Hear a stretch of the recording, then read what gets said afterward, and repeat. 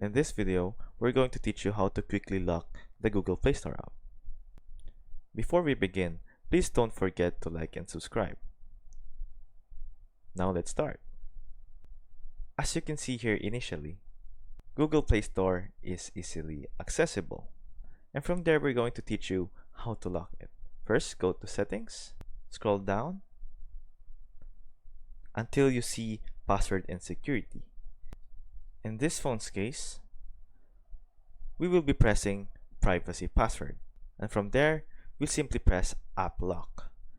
And now, you can basically search up Google Play Store and we can easily press it to lock the application. Now that our phone has been restarted, let's check if it is locked. We're going to press Google Play Store and see if the application is locked. As for the video, the screen is currently black because the screen recording doesn't recognize me logging in to the application. But what's supposed to be here in the screen is me or you being asked what the password is.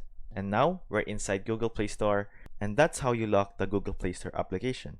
I hope this helped, and thank you for watching.